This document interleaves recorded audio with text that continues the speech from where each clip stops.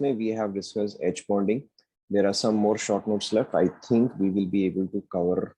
I think we'll be able to complete chemical bonding today itself. So देखो ध्यान दो. Now I don't know पिछला वाला कौन सा point था. Sixth. Alright. So पिछला वाला sixth point था. So we are continuing. We are continuing right from there. Now. So देखो अब आपका next point क्या है? Next point is your bond angle. कि बॉन्ड एंगल हम किस तरह से डिटरमाइन करते हैं. It's very very simple. Now bond angle के लिए मेरे फैक्टर्स क्या क्या है. बॉन्ड एंगल के लिए my factors are point number 1 hybridisation.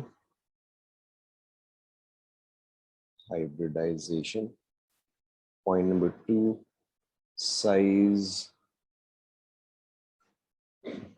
size of central atom. Some of you are wishing me belated Teachers Day. Thank you very much. Size of central atom. I think आप लोगों ने video देखा होगा. User ने YouTube पर डाला था. देखा. Your seniors had done some good arrangement.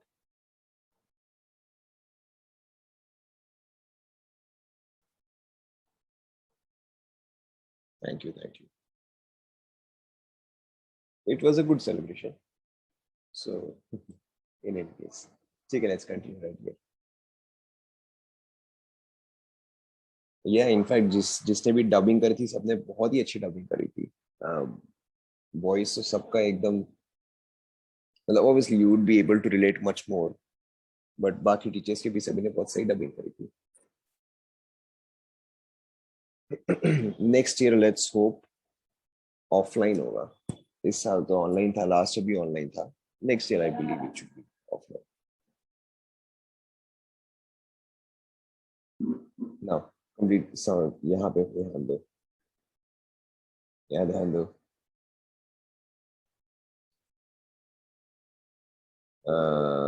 So the first factor is hybridization. Okay, ध्यान दो यहाँ पे. The first factor is hybridization. The second factor is size or electronegativity of central atom. The third factor is size or electronegativity of terminal atom.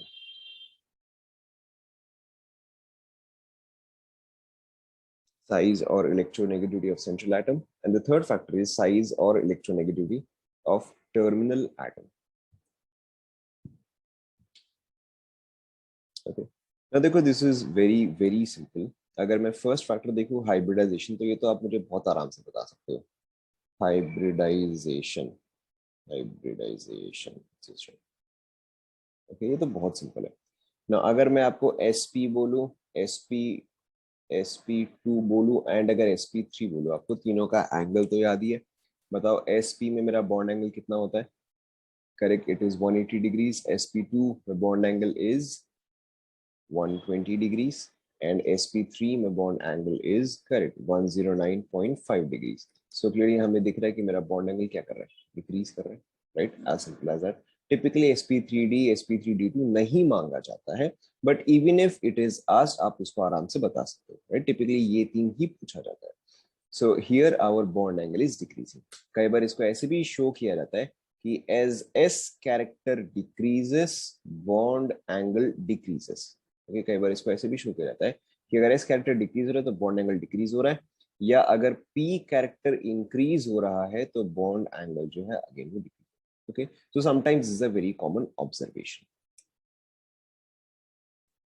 लिख लिया.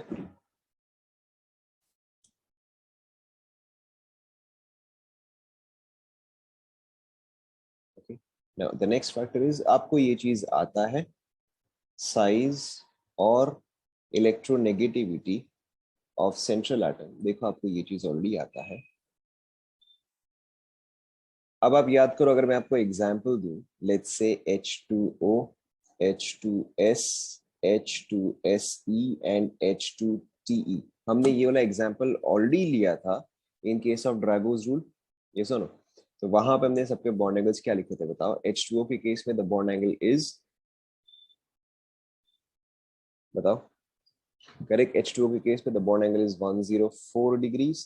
H2S के case में the bond angle is, बताओ, correct, it was 92 degrees, then this was approximately 91 degrees, and then this was approximately 90 degrees, right? Now अब देखो, पहले मैं size के हिसाब से देख सकता हूँ. Okay, let's first look at size. Now in this direction जो मेरा सेंट्रल एटम है उसका साइज क्या कर रहा है बताओ, इंक्रीज या डिक्रीज?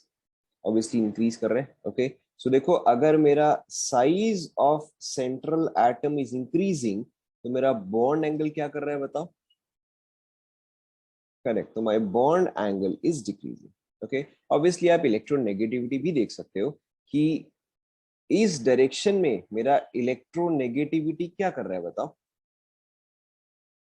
इस डायरेक्शन में मेरा इलेक्ट्रोनेगेटिविटी क्या कर रहा है? Down the group electronegativity, down the group electronegativity, क्या पढ़ रहे हो तुम लोग? Down the group electronegativity decreases, right? Down the group size increases, down the group electronegativity decreases. और जैसे जैसे मेरा इलेक्ट्रोनेगेटिविटी डिक्रीज कर रहा है वैसे वैसे बॉन्ड एंगल क्या कर रहा है बताओ? बॉन्ड एंगल डिक्रीज कर रहा है. Okay, so you can use these factors as well. अभी बोलो थोड़ा.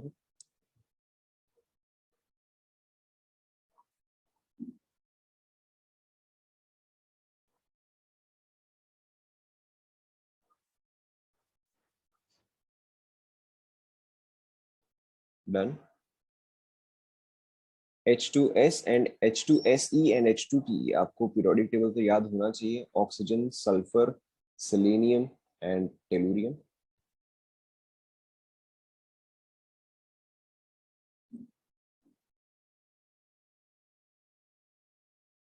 कंप्लीट हो गया यहाँ तक. And the third factor is your size or electronegativity of terminal atom. देखो ये भी काफी सिंपल सा ही है. सपोज करो, अगर मैं आपको एग्जांपल दे रहा हूँ ऑफ लेट्स से NF3, okay, and let's say मैं आपको एग्जांपल दे रहा हूँ NCl3. सो NF3 कुछ इस तरह से दिखेगा, ओके, whereas NCl3 जो है वो भी कुछ इस तरह से दिखेगा. ओके, ना अब देखो हम इसको आराम से सॉल्व करेंगे, कोई जल्दी नहीं है. सबसे पहले बताओ, between F and Cl larger कौन सा है? ऑब्वियसली Cl लार्जर है, right? Cl is larger. So if Cl is larger they obviously require more space. Yes और नो? ओके, अगर Cl जो है वो लार्जर है तो इसको ज्यादा स्पेस चाहिए. क्यों? क्योंकि इन दोनों के बीच में रिपल्शन जो है वो ज्यादा होगा. Okay, so these Cl will try to go as far away from each other as possible. Okay, so if Cl is larger and repulsion between them is greater, and repulsion between them is greater, okay, that is इन दोनों के बीच में अगर repulsion obviously greater है तो मेरा bond angle, अच्छा this is case 1, this is case 2, तो ऑब्वियसली मेरा बॉन्ड एंगल किस केस में ज्यादा होगा बताओ? केस 2 में ज्यादा होगा, right? Because initially let's say I have two particles like this, but अगर इन दोनों के बीच में रिपल्शन इंक्रीज होता है तो these will try to go as far away from each other as possible, right? So यहाँ पर देखो वही हो रहा है कि सिंस साइज इंक्रीजिंग तो यहाँ पे मेरा म्यूचुअल रिपल्शन जो है वो भी इंक्रीज कर रहा है. Okay, and bond angle also increases. Okay, repulsion between them is greater and bond angle increases. Okay, bond angle increases. So देखो, अगर मैं यहाँ पे साइज के हिसाब से फैक्टर लिखूं, size of terminal atom, not central atom, size of terminal atom. Terminal atom यानी कि वो एटम जो कि एंड पॉइंट्स पे कनेक्टेड है. तो साइज ऑफ टर्मिनल अगर इंक्रीज कर रहा है तो मेरा बॉन्ड एंगल क्या कर रहा है बताओ? Bond angle is increasing, right? Now let's look at electronegativity. Very simple. Between F and Cl, obviously किसका इलेक्ट्रोनेगेटिविटी हायर है? ऑब्वियसली F का हायर है, बट इसका बॉन्ड एंगल क्या हो रहा है? लेसर हो रहा है. ऐसा ना, इसका bond angle is being lesser. So as electronegativity increases the bond angle decreases. Is that clear?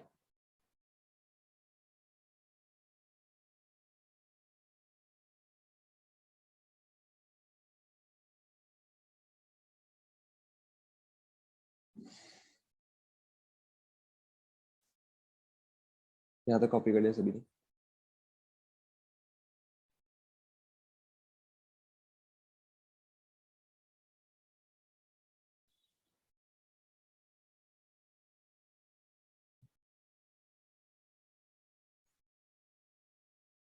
Okay, now ना, हालांकि हमने फैक्टर्स जो है डिस्कस कर लिया, बट जस्ट फॉर एक्सप्लेनेशन मैं आपको यहाँ पे एक और बार इलेक्ट्रोनेगेटिविटी वाला रीजनिंग जो है समझा रहा हूँ। ओके, इलेक्ट्रोनेगेटिव यही चीज हम कंटिन्यू कर रहे हैं, this is not required but just for proper explanation.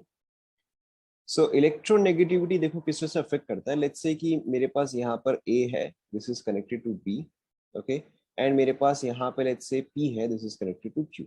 Okay, in this case मुझे क्या दिया हुआ है कि A is more electronegative than B. Okay, and यहाँ पे क्या दिया हुआ है कि Q is more electronegative than P.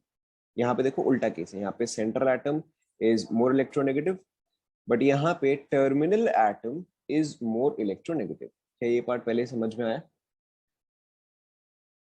Okay, ना अब देखो यहाँ पे इस चीज का एक्सप्लेनेशन क्या होता है, वेरी सिंपली।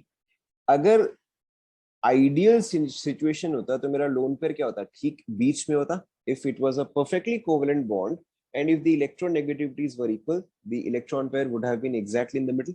ओके, बट अब क्योंकि ए ज्यादा इलेक्ट्रोनेगेटिव है तो ये इलेक्ट्रॉन पेयर किस तरफ शिफ्ट होगा बताओ?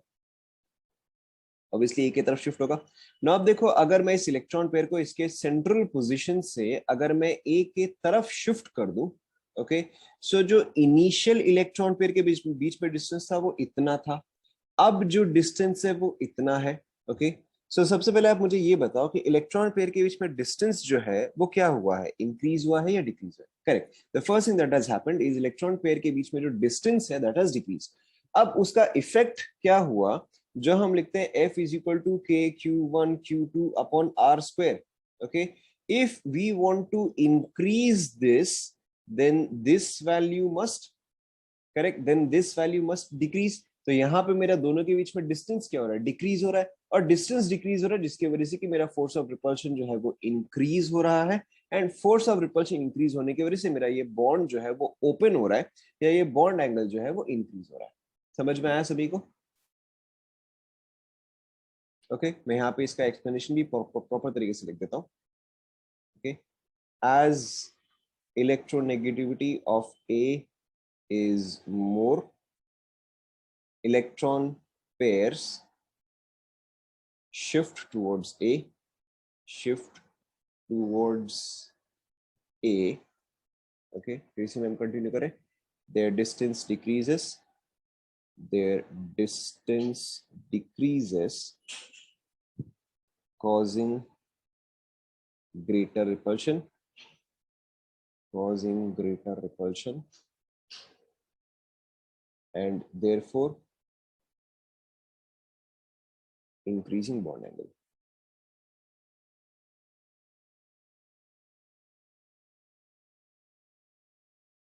कॉपी कर लो।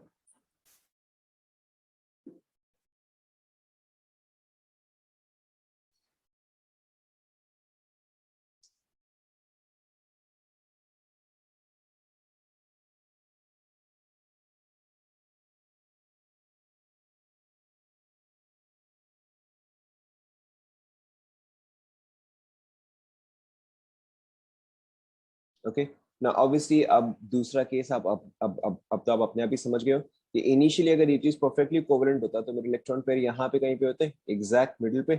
लेकिन अब क्योंकि यहाँ पे क्यू जो है वो ज्यादा इलेक्ट्रोनेगेटिव है, तो मेरे इलेक्ट्रॉन्स जो है वो इनफैक्ट क्यू के तरफ शिफ्ट होंगे। ओके, तो वो चीज यहाँ पे गए हैं। Now the distance between the electron pairs has, correct, अब यहाँ पे डिस्टेंस क्या हुआ, अब तो यहाँ पे डिस्टेंस इंक्रीज हो गया।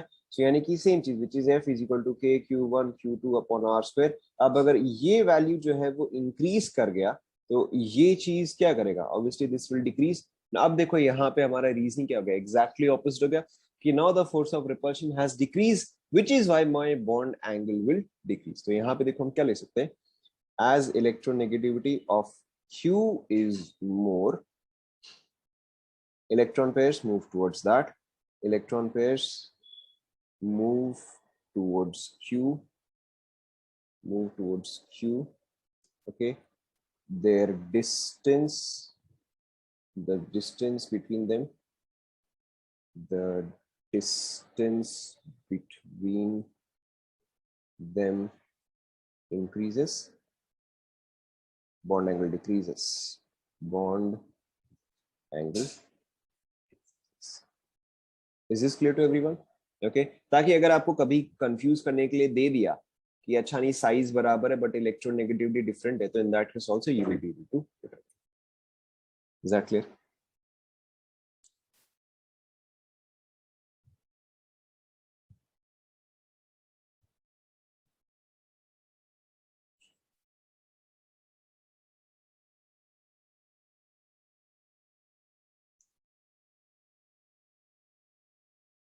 आगे बढ़ते हैं. This was I think number 7. Yes, this was number 7. यहाँ तक सभी ने कंप्लीट कर लिया? Alright, now copy.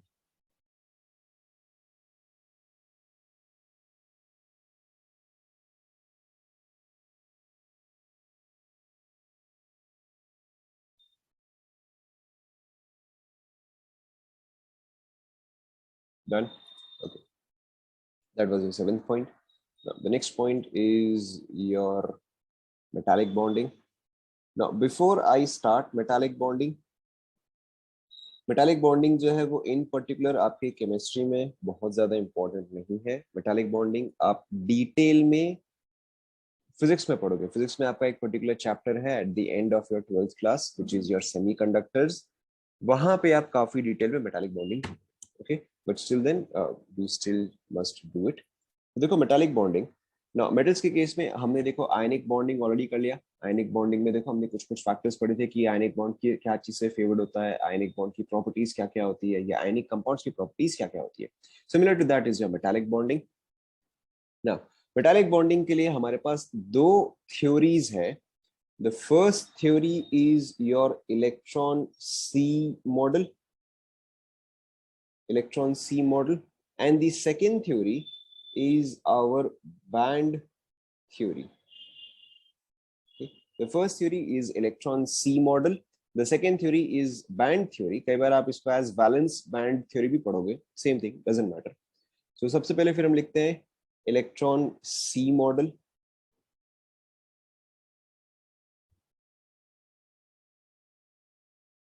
Okay. Now before I even have to explain electron C model, देखो आपको खुद से भी समझ में आ जाएगा.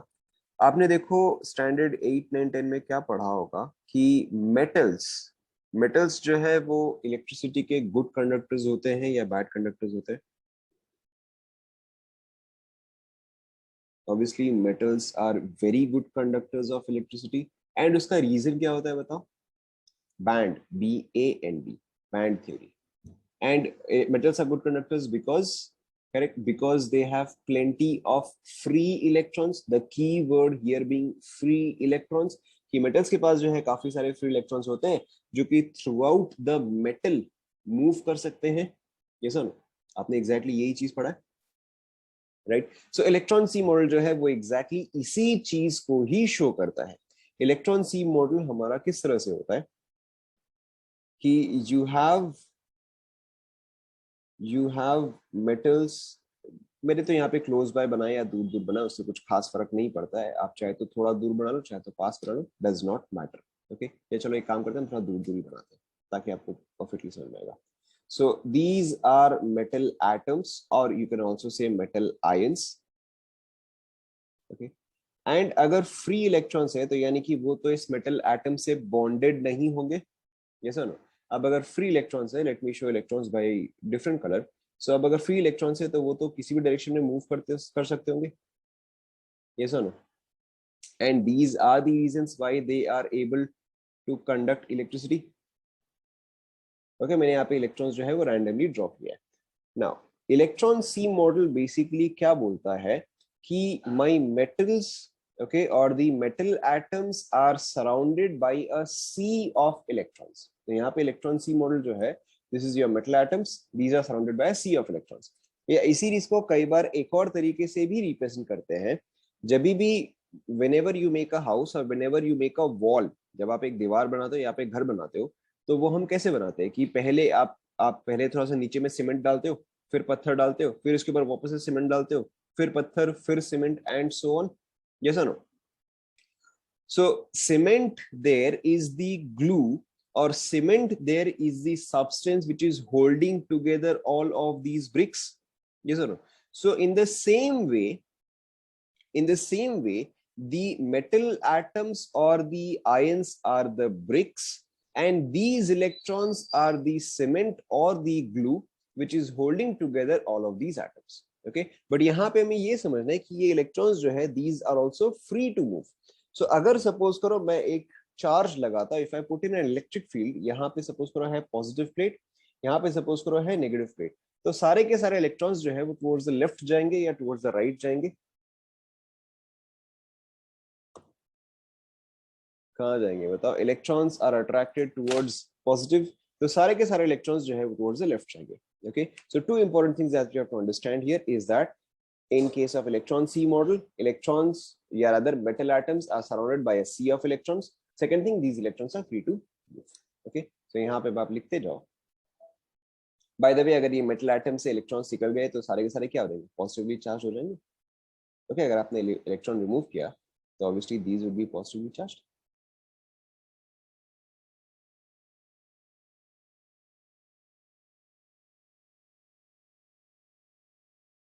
Okay, so इसमें आप लिखो metal atoms slash ions are surrounded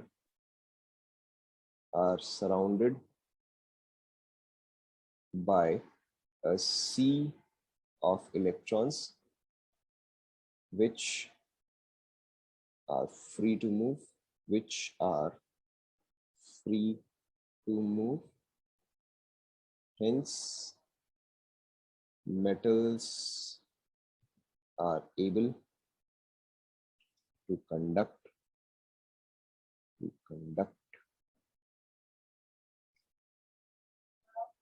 electricity.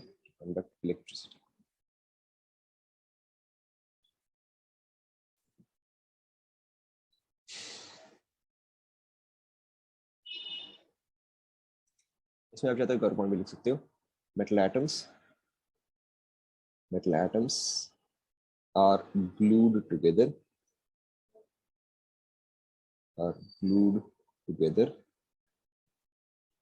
by this sea of electrons.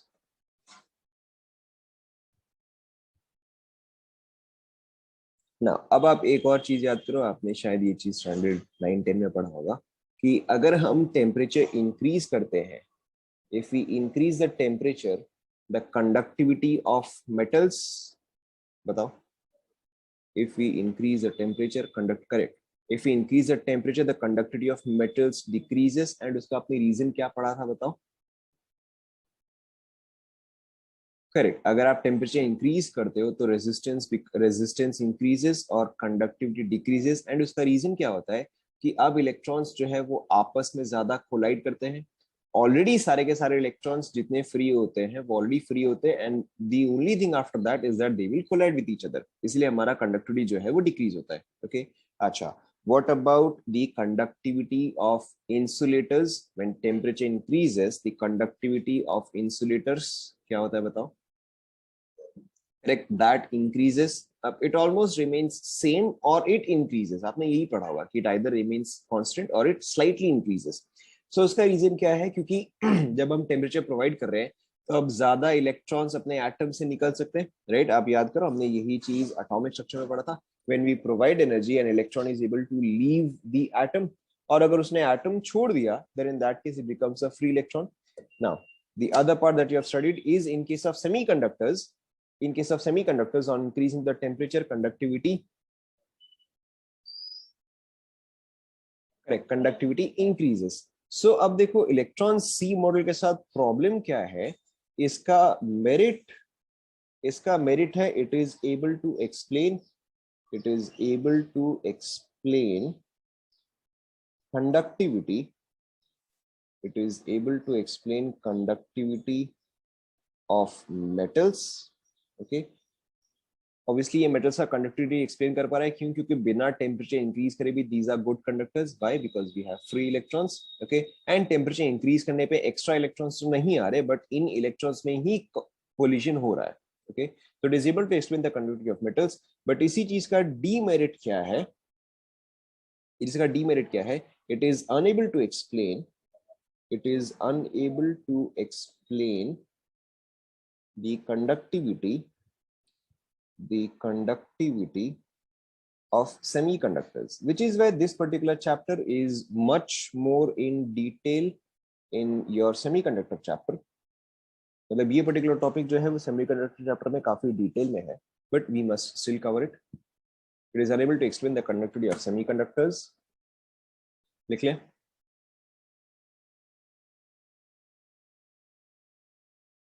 Okay ना, अब सेमीकंडक्टर का कंडक्टिविटी एक्सप्लेन करने के लिए, या metals, semiconductors and non metals या इंसुलेटर्स का कंडक्टिविटी एक्सप्लेन करने के लिए फिर हमने डिफाइन किया, या रादर हमने बनाया your band theory. Okay, we have made band theory. Now band theory पहले आप पूरा लिख लो, फिर जाके मैं एक्सप्लेन करूंगा। ओके, पहले आप पूरा लिख लो band theory. This is not bond theory, this is band theory. Band theory में देखो क्या है, क्या क्या बॉन्डिंग के साथ कैसे रिलेटेड है, आते हैं देखो अभी बॉन्डिंग के साथ कैसे रिलेटेड है। देखो, सो बैंड थ्योरी में क्या है कि वी हैव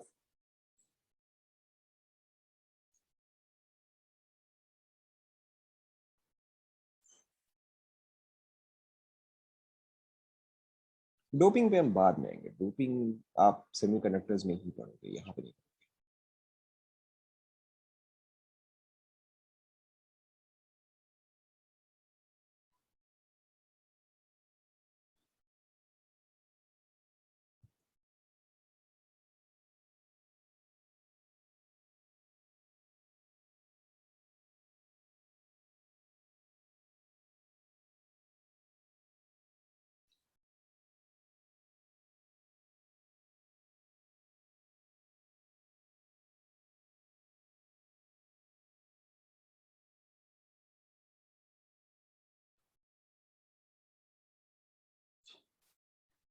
जितने भी मैंने ब्लैक में बनाए हैं, या जो भी लोअर है, जो भी ब्लैक में है या जो भी लोअर है, those are valence bands. And जो भी ब्लू में है या जो हायर है, those are conduction bands.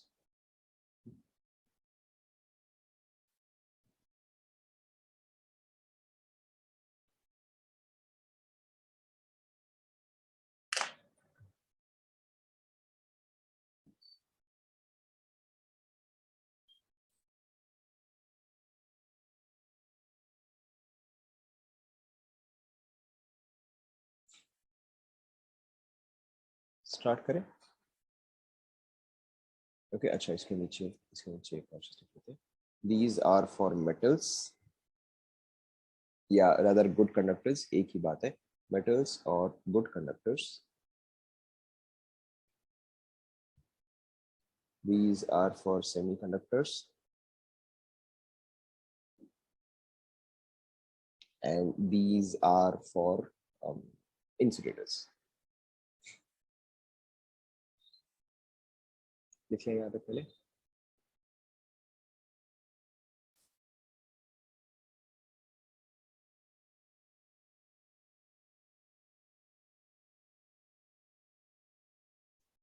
Okay.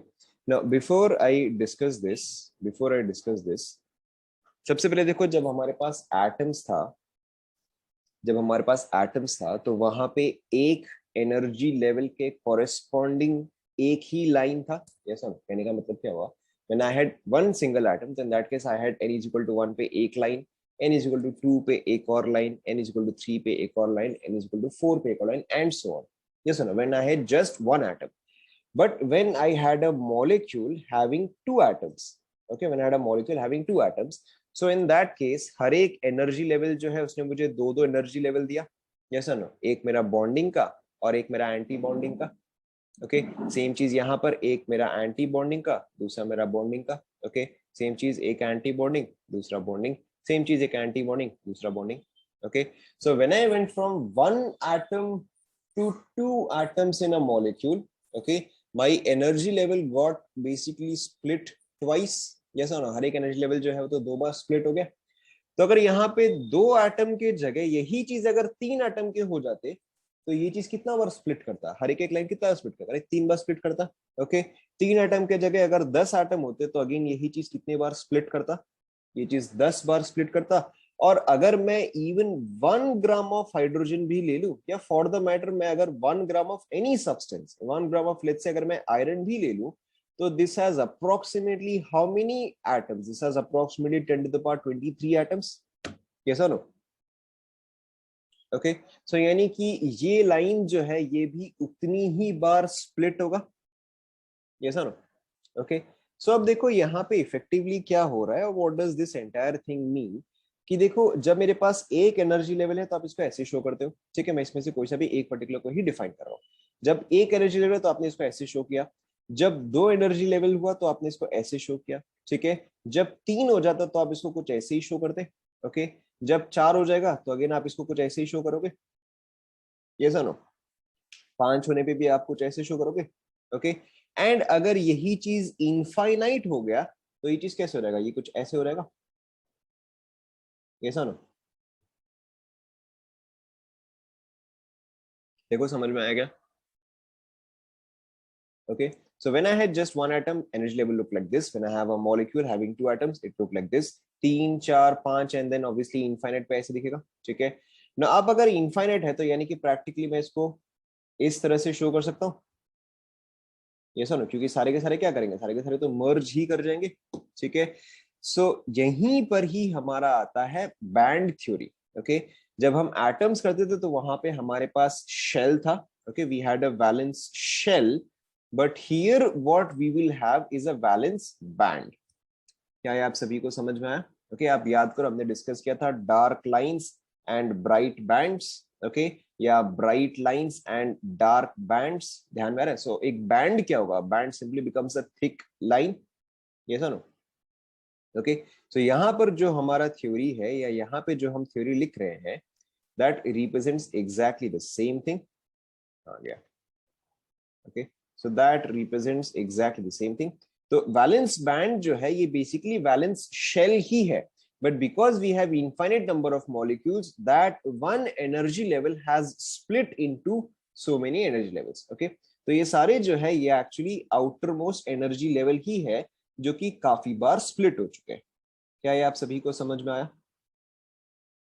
Okay, so did all of you get did all of you understand what is valence band? Now ध्यान दो, ध्यान दो।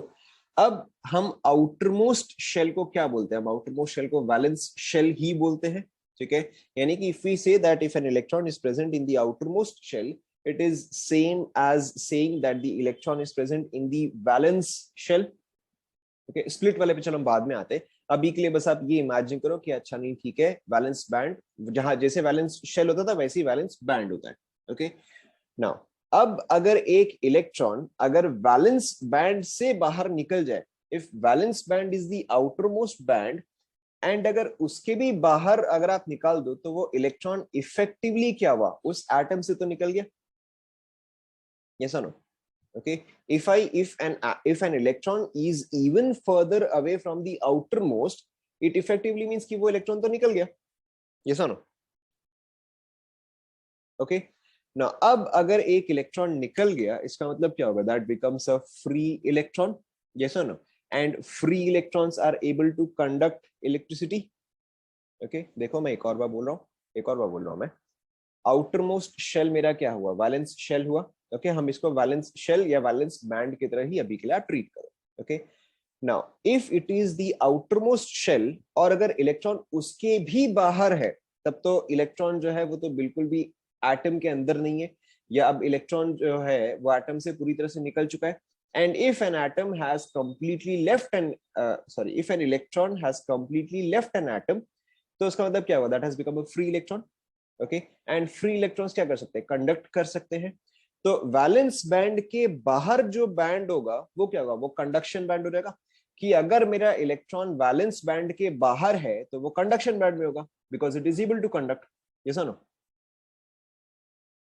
ओके, देखो यहाँ पे आप डायग्राम से समझो, सपोज करो कि ये मेरा न्यूक्लियस हुआ, ये मेरा वैलेंस बैंड हुआ, ओके। और अगर इलेक्ट्रॉन जो है वो इसके भी बाहर है तो यानी कि वो तो अब एटम से निकल चुका है, okay. If it is even outside of this then it has left the atom, okay. तो इसके बाहर जो पूरा है वो सारा का सारा क्या है, वो तो सारा का सारा कंडक्शन बैंड है, ये सुनो, ओके। सो यहां पर देखो एग्जैक्टली वही हो रहा है, यहां पर देखो एग्जैक्टली वही हो रहा है कि in case of metals our valence band and conduction band are practically merging with each other, okay. ये जो है ये काफी मर्ज्ड है, इसके वजह से मेरे इलेक्ट्रॉन्स जो कि वैलेंस बैंड में है they can very easily pass into the conduction band, okay. And जितने ज्यादा इलेक्ट्रॉन्स मेरे कंडक्शन बैंड में होंगे उतने ही ज्यादा कंडक्ट कर पाएंगे या उतना ही अच्छा कंडक्टिविटी होगा, right? So in case of metals or in case of good conductors, our valence band and conduction band are practically merged, which is why electrons can very easily pass from the valence band into the conduction, okay? Now अब देखो semiconductor and insulator में क्या होता है, now here the gap is very small, okay, whereas here the gap is very large. तो अगर इन electrons को मैं एक्साइटेड स्टेट में भेजने का कोशिश करूं, okay, if I try to send these electrons in an excited state by increasing the temperature, in which case will more electrons be able to go, semiconductor या insulator? ऑब्वियसली सेमीकंडक्टर में ज्यादा electrons जो है वो excited state में जा पाएंगे या कंडक्शन बैंड में जा पाएंगे, why? Because the gap is simply small, okay. क्योंकि वहां पे गैप स्मॉल है इसलिए टेम्परेचर इंक्रीज करने पे क्या होगा, a large number of electrons will be able to move into conduction band. लेकिन इंसुलेटर के केस में क्या हो जाएगा, the gap is very large, okay. मैं बहुत ज्यादा टेम्परेचर भी सप्लाई करूं तभी भी बहुत ज्यादा इलेक्ट्रॉन्स कंडक्शन बैंड में नहीं जा पाएंगे। Is that clear to everyone? Okay, so यहाँ पे इफेक्टिवली क्या हो रहा है, in case of metals our bands are merged. अगर आपको बैंड वर्ड कंफ्यूजिंग लग रहा है तो आप शेल ही सोचो, valence shell, conduction shell, okay. ये कंडक्शन शेल जो है वो वैलेंस शेल के बाहर है, इंफिनिटी प्लस वन है बेसिकली वो। सो मेटल्स के केस में दे आर ऑलमोस्ट मर्ज और it is easy to remove the electrons from valence shell into conduction shell. Semiconductors में गैप जो है वो स्मॉल है तो थोड़ा सा एक्साइटेशन एनर्जी देने से वो पहुंच सकते हैं, एंड इंसुलेटर्स के केस में इट इज वेरी लार्ज, सो जो नॉर्मल हीटिंग वगैरह है उससे हम सफिशिएंट एनर्जी प्रोवाइड नहीं कर पाते, ओके। सो अब यहाँ पे अब आप टेक्स्ट लिखो, वो गैप के बीच में नॉर्मल शेल नहीं, there is nothing else here, there is nothing else here, this is practically beyond infinity, okay. ये जो है वो थियोरेटिकल कॉन्सेप्ट है, दिस इज थियोरेटिकल कॉन्सेप्ट। एक बार अगर इलेक्ट्रॉन वैलेंस शेल से निकल गया तब तो इलेक्ट्रॉन फ्री हो गया ना, ओके। नाउ यहाँ पे आप लिखो इन केस ऑफ मेटल्स, आपको छोटे छोटे पैराग्राफ ही लिखने हैं, okay. In case of metals, in case of metals, Cb is conduction band and Vb is valence band. Conduction band and valence band are practically merged, are practically merged. Hence it is easy for electrons. Hence it is easy for electrons to move into conduction band. Conduction band, none of this is real. Obviously valence band real nahi hai, conduction band real nahi hai. This is theoretical. This is just to explain in theory. To move into conduction band, and hence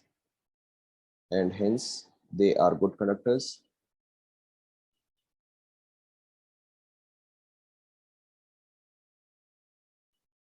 Okay. In case of semiconductors, the gap is small. The gap is small. Hence, on heating or providing energy, electrons are able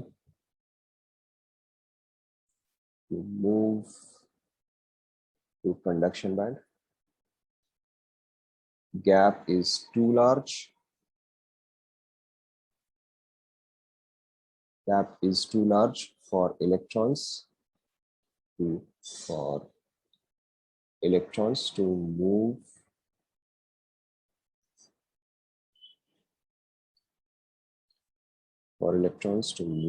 to conduction band. by just heating.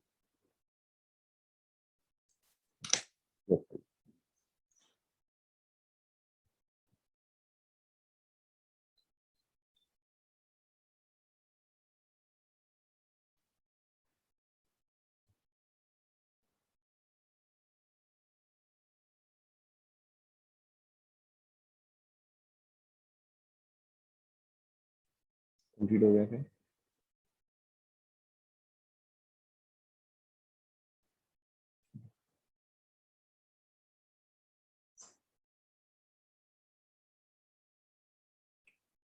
Did we discuss? Yes, second one is for semiconductor, last one is for insulator.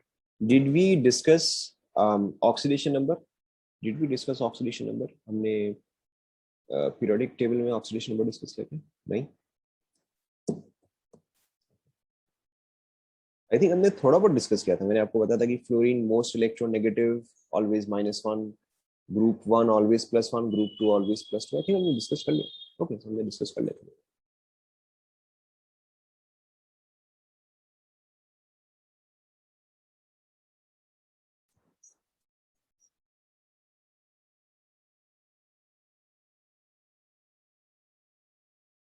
Okay, यहाँ तक complete हुआ क्या?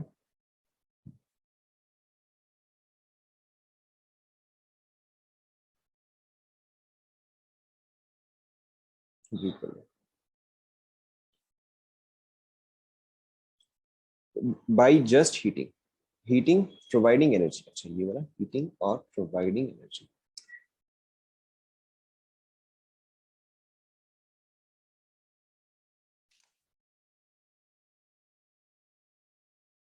Bonding से कैसे related है?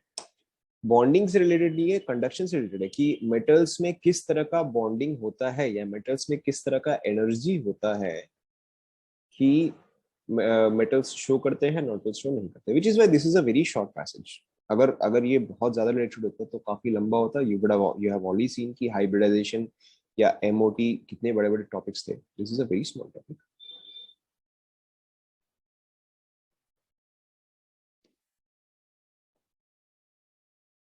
Correct. Band. Band वही तो मैंने बताया ना कि बैंड जो है that is basically same energy level splitting many times. So yes, it is a collection of energy levels क्योंकि इनफाइनाइट एटम्स है. इनफाइनाइट एटम्स का इनफाइनाइट एनर्जी लेवल्स होगा. सो एक पर्टिकुलर कलेक्शन को हम बोलते हैं balance band.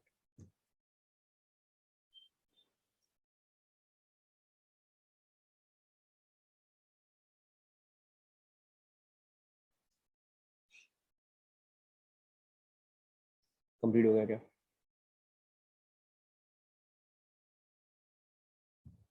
This was number 8. Right. Number 9 बहुत ही छोटा सा है. इसमें देखो कुछ खास है नहीं. Number 9 is your coordinate bond. इसमें देखो कुछ भी खास नहीं है. ये मुझे आप ही बताते जाओ. ओके. कोऑर्डिनेट बॉन्ड क्या होता है बताओ? Coordinate bond, it is a special type. It is a special type of covalent bond where both the electrons are provided by the same atom. Okay. Suppose करो अगर आपके पास ए और बी जो है वो बॉन्ड फॉर्म कर रहे हैं. यहाँ पर ए जो है वो दोनों इलेक्ट्रॉन्स प्रोवाइड कर रहा है. ओके. ए जो है वो दोनों इलेक्ट्रॉन्स प्रोवाइड कर रहा है. तो हम डायग्राम कैसे बनाएंगे? इस तरह से बनाएंगे या इस तरह से बनाएंगे? बताओ, फर्स्ट या सेकंड? अगर ए ही दोनों इलेक्ट्रॉन्स प्रोवाइड कर रहा है. करेक्ट. अगर ए ही दोनों इलेक्ट्रॉन्स प्रोवाइड कर रहे हैं तो हम इस तरह से बनाएंगे. Okay. From the donor to the acceptor. Yes और no? Okay. From the donor to the acceptor. Donor जो है उसको हम बोलते हैं लुईस बेस. अभी आपने ये चीज नहीं पढ़ा है, ये चीज हम आगे डिस्कस करेंगे. Donor is called as Lewis base. Acceptor is called as Lewis acid. Okay. इसके अलावा जो जो प्रॉपर्टीज एक कोवेलेंट कंपाउंड शो करता है, एग्जैक्ट सेम प्रॉपर्टीज एक कोऑर्डिनेट कंपाउंड भी शो करता है. Okay. Why? Because coordinate bond is simply a special type of covalent bond. तो जो प्रॉपर्टीज कोवेलेंट कंपाउंड्स की है, सेम प्रॉपर्टीज आपके कोऑर्डिनेट कंपाउंड्स की भी है. या जो प्रॉपर्टीज कोवेलेंट बॉन्ड्स की है, same properties with coordinate bonds. Is that clear? Okay, यहाँ पे आप एक और पॉइंट मेंशन कर लो.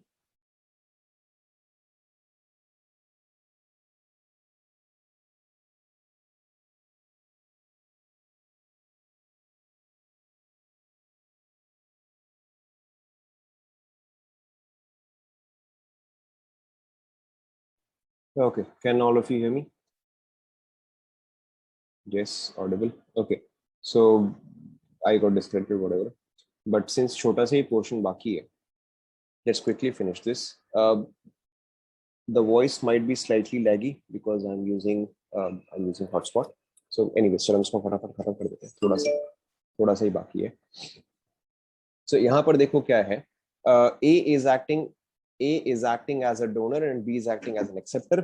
जो डोनर होता है उसको हम बोलते हैं लुईस बेस, जो एक्सेप्टर होता है उसको हम बोलते हैं Lewis acid. Apart from that your coordinate bond is basically a covalent bond. तो जो भी प्रॉपर्टीज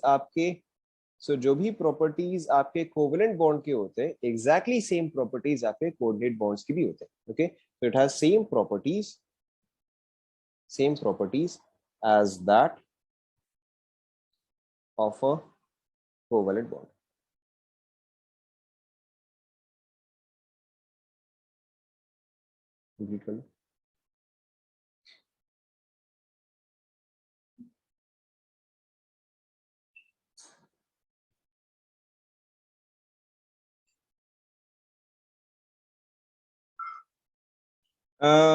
बेस पे हम आते हैं. लुईस बेस, लुईस एसिड आपने नहीं पढ़ा है, ये वाला पार्ट हम आगे डिस्कस करेंगे, काफी आगे डिस्कस करेंगे. This we will study in ionic equilibrium.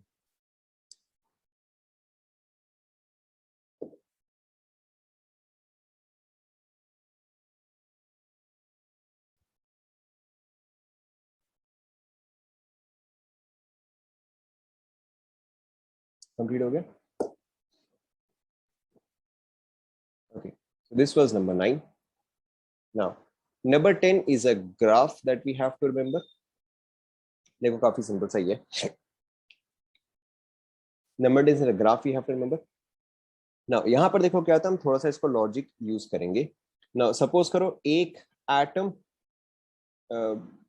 जरूरत नहीं है, सॉर्ट ऑफ ग्राफ डाल दो आप. ओके, नाउ नंबर 10 में देखो क्या है, इट्स वेरी सिंपल. सपोज करो एक एटम एंड दूसरा एटम जो है वो इनफाइनाइट डिस्टेंस पे है. ओके, तो इनके बीच में फोर्स ऑफ अट्रैक्शन का वैल्यू क्या होगा बताओ? करेक्ट, 0 होगा. Very simply F is equal to k Q1 Q2 upon are square. And अगर R मेरा इनफाइनाइट हो गया तो मेरा फोर्स ऑफ अट्रैक्शन क्या हो जाएगा? 0 हो जाएगा.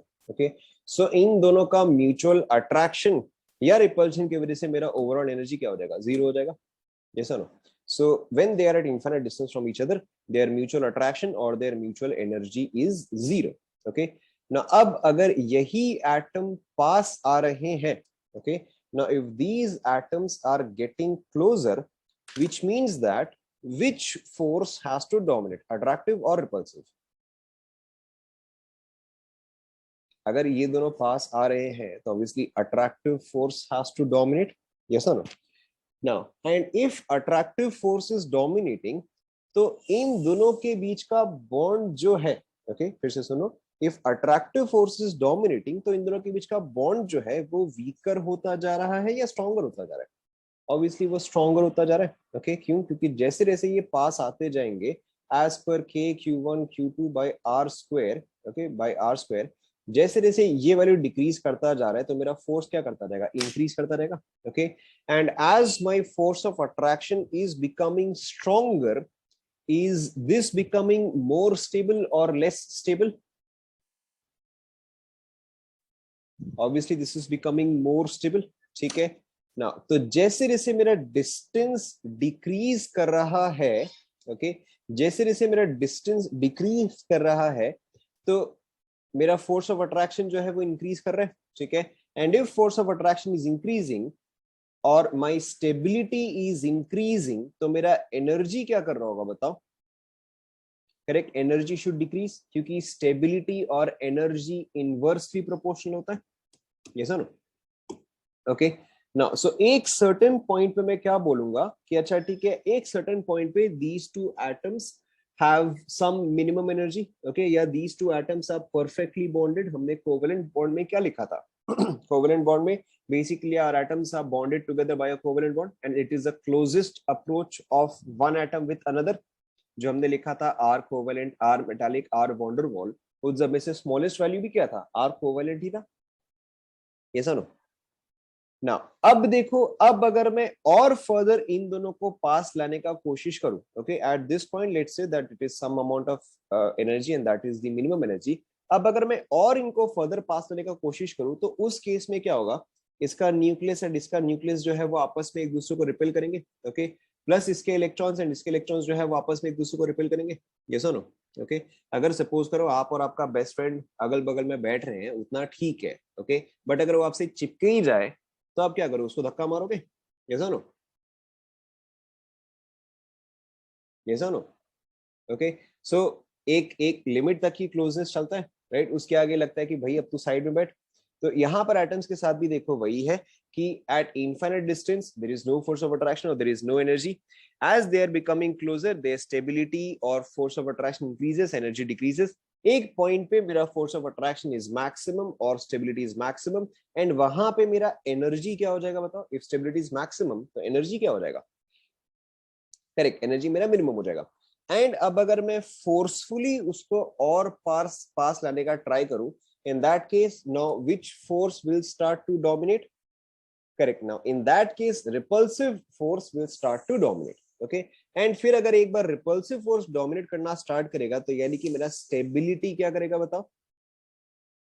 Stability will start to decrease and energy will start to, correct, energy will start to increase. So देखो इसी चीज को हम ग्राफ में कैसे रिप्रेजेंट करते हैं? This is energy, okay, and this is distance.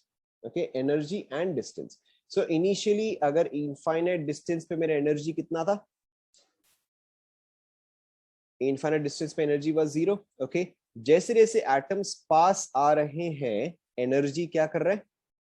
Atoms पास आ रहे हैं, इनफाइनाइट से पास आ रहे हैं, इनफाइनाइट से पास आ रहे हैं तो एनर्जी जो है वो डिक्रीज कर रहे हैं. Okay, so my energy is initially क्या हो रहा है? Energy is initially decreasing. Okay, एक पॉइंट पे मेरा एनर्जी क्या हुआ? मिनिमम हुआ. ओके, एंड उसके बाद अब अगर मैं जबरदस्ती, so this is the point, okay, where your r is your bond length. Okay, जहां पर भी मेरा एनर्जी मिनिमम होता है, इन दैट केस जो डिस्टेंस होता है उसको हम बॉन्ड लेंथ बोलते हैं, क्योंकि दोनों एटम्स जो है वो उसी स्टेट में एग्जिस्ट करना प्रेफर करेंगे. Okay, but beyond that when we forcefully try to bring the atom closer, in that case repulsive forces start to dominate and मेरा एनर्जी क्या करता जाएगा? इंक्रीज करता जाएगा. ओके, सो ये तो थोड़ा गंदा सा ग्राफ हो गया. सो मेरा ग्राफ जो है वो बेसिकली कुछ इस तरह से दिखता है. Okay, now so this is the entire part where your attractive force dominates. Okay, and this is the part where your repulsive force dominates. Okay, note कर लो इसको. एंड इस पार्ट पे हम बोलते हैं एटम्स आर बॉन्डेड.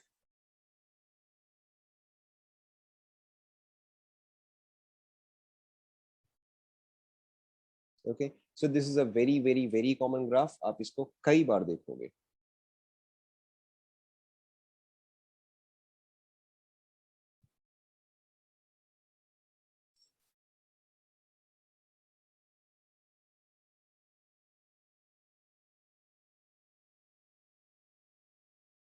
नोट कर लिया? Note कर लिया ना. अब इसी पे there is a very very very common question. यहां तक सभी ने नोट कर लिया ना? ओके, ना इस पे जो मोस्ट कॉमन क्वेश्चन है वो क्वेश्चन क्या है? Question, if no attractive forces existed, if no attractive forces existed, rather only repulsive forces existed. If no attractive forces existed, rather only repulsive forces existed, what would have been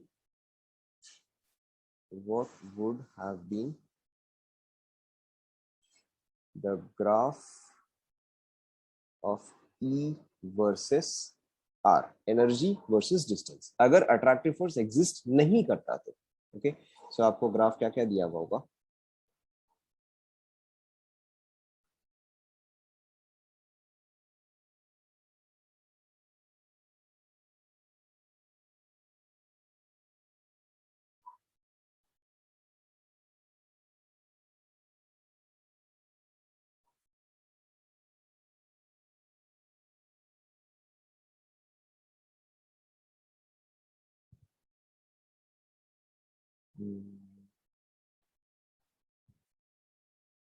let's see.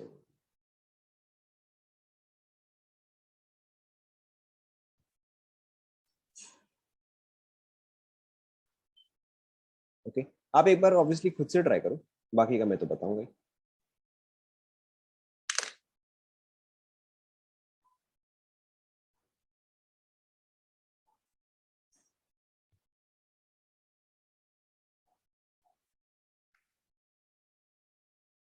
Okay, so many of you are saying C, one of you said D.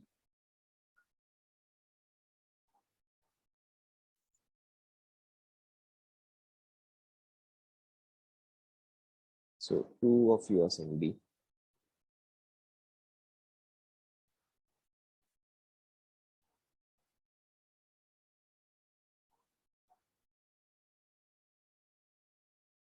Okay, now देखो, since this is a very common question, so this is important. तो यहाँ पे देखो मेरा basic graph क्या है? My basic graph is this. Okay, now this is below the axis, this is above the axis. Okay, किस case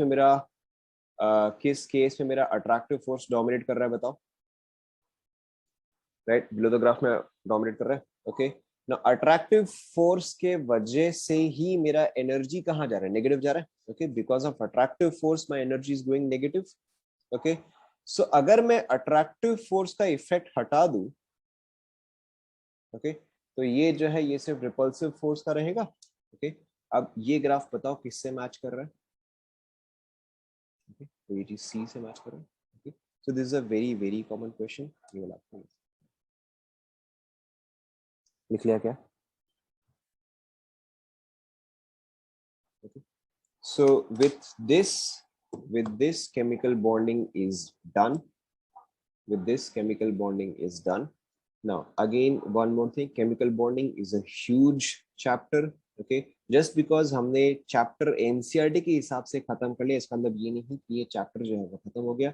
This chapter is also a combination of blocks of coordination compounds, of metallurgy, of solid state and many other concepts. Okay, so आप कोई भी book solve करोगे इसमें आपको chemical bonding में काफी सारे concepts मिलेंगे. You will not be able to solve all of the concepts, but by the time we cover those chapters आपको वो सारे concept भी clear हो जाएंगे. तो अगर आपको कोई ऐसा particular question मिलता है जो कि आपने नहीं पढ़ा है, either you can mark it for later or you can memorize it for them. Okay, so I leave that entirely up to you. But अभी आप जब भी कोई भी मटेरियल सॉल्व करोगे तो आप उतना ही सॉल्व करो जितना कि मैंने आपको पढ़ाया. Is that clear? There are obviously many topics, but जितना मैंने पढ़ा उतना आप सॉल्व करो, बाकी का जैसे जैसे हम चैप्टर करते जाएंगे वैसे आपको क्लियर होता जाएगा. Okay, the next chapter is going to be thermodynamics. The next chapter is going to be thermodynamics. इसके अलावा मैंने आपको केमिकल बॉन्डिंग का डीपीपी तो दे दिया है, स्टेज भी नहीं दिया है, आई रिमेम्बर दैट, बट मैंने आपको डीपीपी तो दे दिया है. सो डीपीपी अब मैंने आपको जितना पढ़ा दिया है उतना आप खत्म करो. Okay, again like I said there will be many concepts जो कि आगे के चैप्टर्स में होंगे, सो वो पार्ट आप छोड़ दो.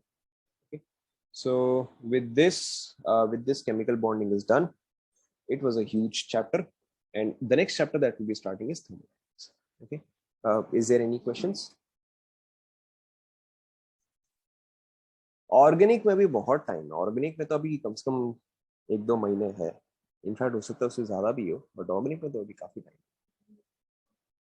तुम्हारे सीनियर्स को लगता है ऑर्गेनिक कब खत्म होगा और तुमको लग रहा है ऑर्गेनिक कब शुरू होगा. सही है. Anyways, so ठीक है.